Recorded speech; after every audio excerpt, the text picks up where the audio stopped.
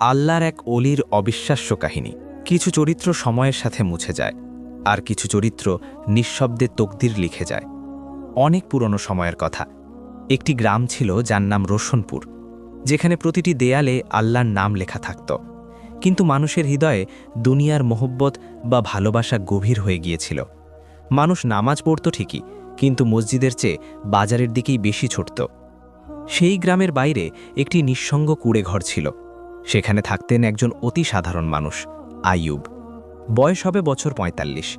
সাদা দাড়ি, নুরানি চেহারা, পরনে অতি সাধারণ কাপড়, কিন্তু হৃদয়টা ছিল আয়নার মতো পরিষ্কার। গ্রামের মানুষ তাকে পাগল ফকির বলতো। কেউ তার কথা হাসাহাসি করে উড়িয়ে দিত, আবার কেউ বলতো, এই লোক ভাগ্য বদলে দেওয়ার কথা বলে, অথচ নিজের অবস্থা দেখো। কিন্তু আইয়ুব প্রতিদিন ভোরে উঠে নদীর তীরে বসতেন। তিনি মাছ ধরতেন না, বরং পানিতে ফেলা তার খালি বালতির দিকে তাকিয়ে আল্লাহর কাছে দোয়া করতেন।